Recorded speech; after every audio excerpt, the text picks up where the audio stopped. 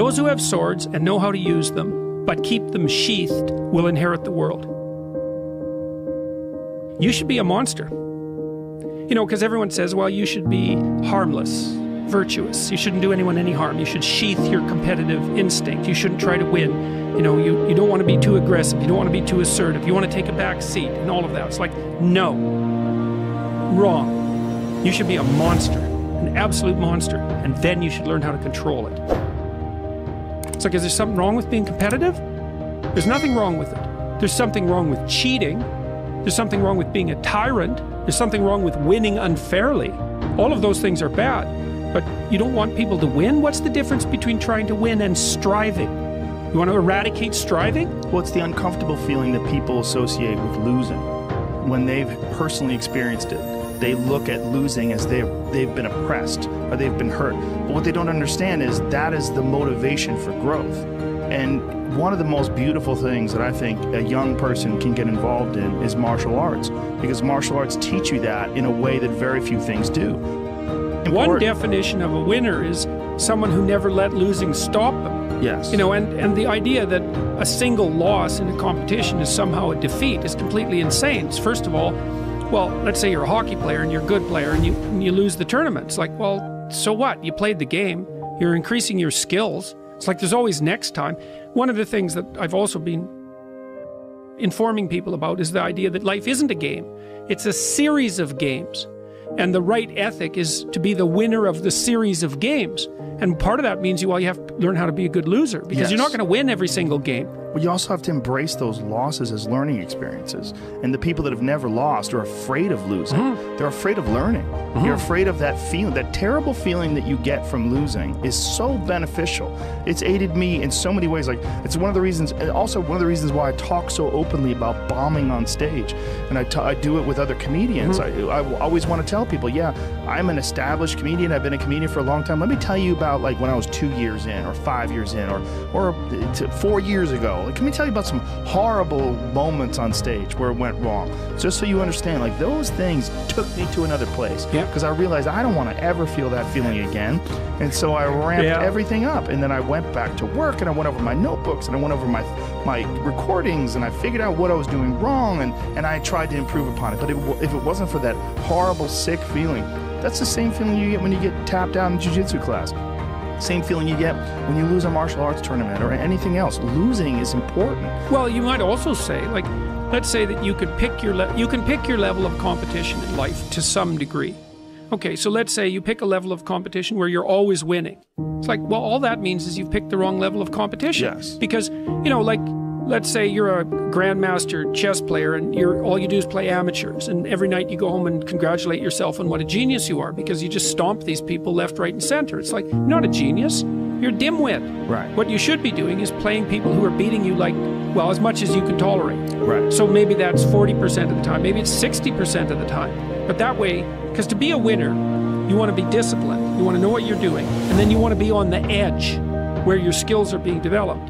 And if you're going to be on the edge where your skills are going to be developed, you're at a place where losing is always a possibility, because otherwise you're not pushing yourself beyond your current capacity. Well, Nietzsche observed at one point that most of what people regard as morality is just cowardice. And what he meant by that was that people don't do bad things not because they're good, but because they're afraid to do the bad things.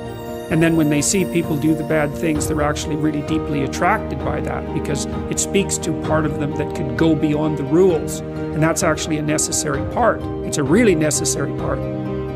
You don't make men safe by making them weak. In fact, they're much more dangerous when they're weak, because they'll stab you in the back when they get the chance, or take advantage of you when they get the chance. You make men safe, let's say, by making them strong, and then by making sure that they're disciplined. Like, it's the men that have the most, what would you call it? It's not aggressive exactly, but we'll leave it at that. Aggressive and fearless temperaments that can be the best men.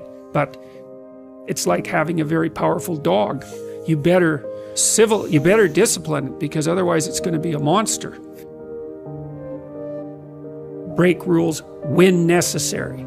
Now, the question is, when is that necessary? Well, that's sort of the ultimate ethical choice. Number one was learning how to fight. And, you know, I got into Brazilian Jiu-Jitsu and mixed martial arts, and I learned how to fight. And now, all of a sudden, when I looked at other people, I wasn't posturing. I wasn't trying to pretend that I was tough. I knew that most people that I would encounter, I could defeat in a physical altercation. That was number one. Number two was going into combat. Because even though you might be tough in a street fight or in a fist fight with someone, when you're facing death, well, that's a whole nother level. And for me, going into combat, well, what was I going to act like? Was I going to be scared? Was I going to be a coward? Was I going to be scared of death? And when I went into combat, I wasn't. I was fine.